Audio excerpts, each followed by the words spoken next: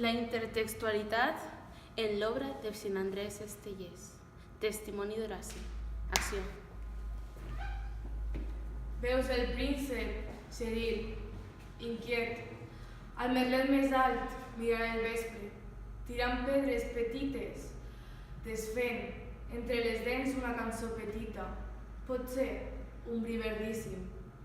El gran vespre dels núvols lents, poderosos, grisos, i veus tot el castell esbeltíssim amb una estatura de càntic. Veus els cavalls al pati, sedil, com descavalca Laertes i se n'entra àgilment al castell. Tornes a veure el príncep assegut al merlet més alt, tirant petites pedres paralejant. Sents caminar a Horaci i veus venir l'espectre. Tens por, sedil, i et dus la mà de sota el cor. Et recordes llavors vagament de Cecil. Rames de cotonpel de la unitat. Seguís el príncep, assegut al merlet, i tu el veus.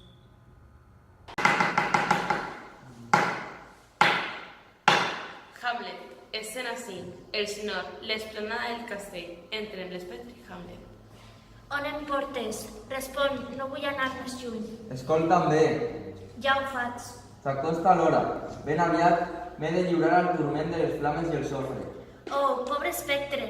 No em tinguis pietat, però escolta el que et dic. Parla, el meu deure és escoltar-te. I venjar-me també, quan m'hagis escoltat. Com?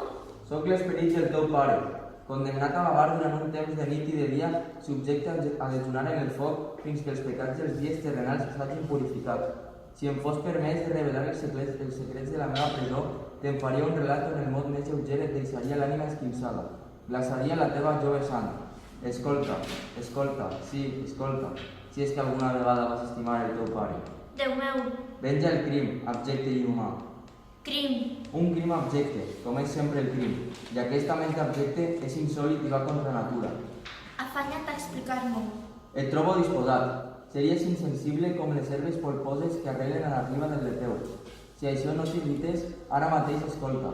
S'ha dit que mentre estava dormit al jardí em va picar una serp. Així, drollerament, han enganyat l'orella del reialme amb aquest fals relat sobre la meva mort. Però ara, noble jove, vull que sàpigues que aquella serp que va cegar la vida del teu pare du la corona al cap. L'ànima sotemia, el meu oncle. Doncs sí, aquella bèstia incentuosa i adúltera, amb encants enginyosos i talents traïdors per la seva luxúria vergonyosa, el desig de la reina que semblava fins aleshores plena de virtuts. Quina caiguda més enorme, Hamlet. Són actes casuals, judicis prematurs i morts inesperades, assassinats inhàbils i al capdavall, intents, irats intents perversos. Hamlet, acte 3, escena primera. Acció. Bon milord, com està vostra altesa última nit? Amb un humil agraïment. Molt bé. Milord, tinc alguns rècords vostres que ja fa temps que us volia tornar. Us prego que ara els accepteu. Ah, no, jo no te n'he donat mai cap. Milord, sabeu perfectament que sí, i vau posar paraules amb una alè tan dolç. Jaja, ets casta tu? Milord, Ets bonica? què vol dir vostra altesa? Que si ets casta i bonica, la teva castedat no ha de voler cap tracte amb la teva bellesa. Milord, podria la bellesa fer tractes amb res millor que la castedat? I tant que sí, perquè el poder de la bellesa transforma la castedat en una prostituta abans que el poder de la castedat pugui convertir la bellesa en la seva imatge.